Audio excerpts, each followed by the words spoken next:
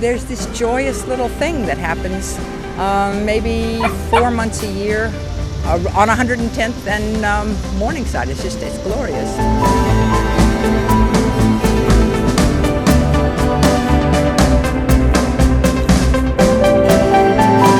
My name is Dallas Galvin, and I've lived in this neighborhood, which used to be quite rough. And this market was a renegade market. This was not the regular one that nobody wanted to be in this market.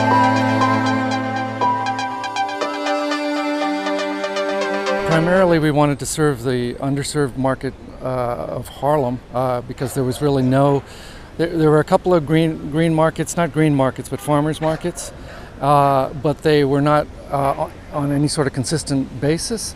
So we wanted something that would really serve that community. But we also serve the community of Manhattan Valley, which has a large Hispanic population, and the community of Morningside Heights, which is mostly the Columbia University demographic. Yeah. The market started in 2005, and it was, I can see why the location was turned down at that point, because you didn't see a lot of potential around this exact spot in the park. But thankfully, Down to Earth Markets did see that potential, and it's really played out well. The market has grown over the years. It started with, maybe 4 vendors, and it went through a rough period for a couple of years. A couple of vendors just dropped out, but we now, it's bigger than ever. And one of the things that I love about the markets is that they've transformed food, or accessibility to good food for poor people in kind of crummy neighborhoods that were never well served by the supermarkets that were posted there. Most of our markets, we also provide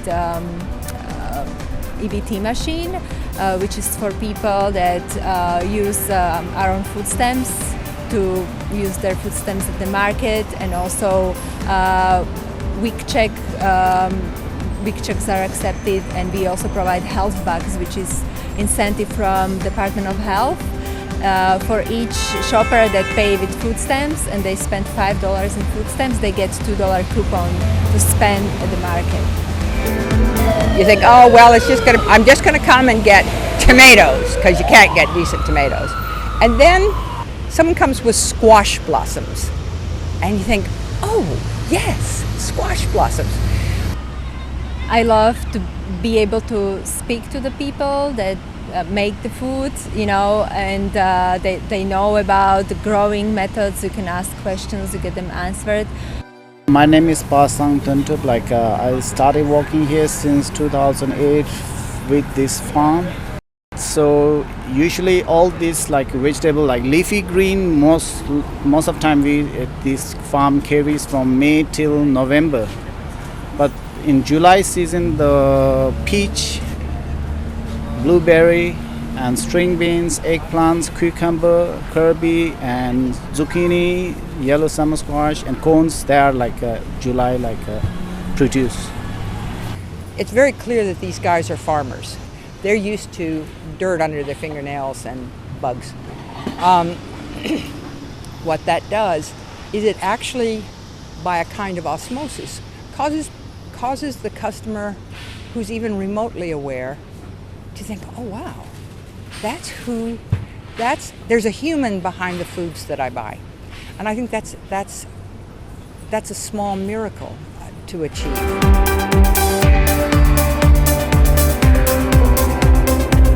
So the farmers market obviously has made a big difference. I think people who come down to the market from, let's say, Morningside Heights, who may not have explored the park, are now walking through the park.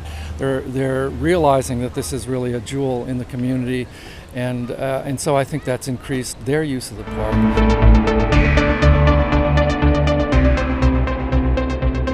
So the designers of this park, of course, are incredibly important in the history of design in America. It's the team of Frederick Law Olmsted and Calvert Vaux, who of course designed Central Park, Prospect Park, and really started the whole landscape architecture profession in this country. So the park has this amazing history. It was designed by that team, and we were so proud that in 5 years ago, almost exactly, in 2008, it became a city landmark. And the Landmarks Commission had not made a scenic landmark designation in 25 years until they made ours.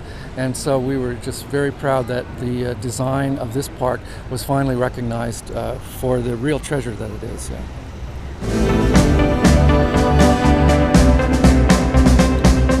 There's a pond and a waterfall in this park, and most people are so shocked when they either drive by the park or sometimes they ride the bus and they see this waterfall in the middle of Manhattan, and it looks completely natural. It's not, of course. It's actually a remnant of a sort of contentious period in the park's history when Columbia wanted to build a gymnasium in the park. And that was the blast crater for the basement of the gymnasium, but it became this feature that was redesigned into a pond and a waterfall that recirculates water from the pond, and there's a lot of wildlife. So I would say that that's like, if people think of one thing when they come to Morningside Park, it's probably the pond and the waterfall. Yeah.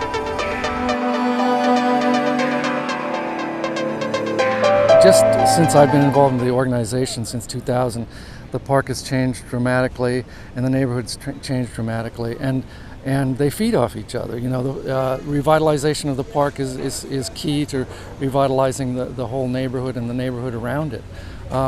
So it used to be, I mean, back in the old days, this was thought of as really a crime-ridden park. It had the nickname Muggerside Park, you know, so it had a really bad reputation. And for New Yorkers of a certain age, it's very hard to sort of get rid of that preconceived notion about what the park was about. So it's taken really years, and our organization brings activities to the park. We try to get people in the park, and the farmers market was another part of that effort.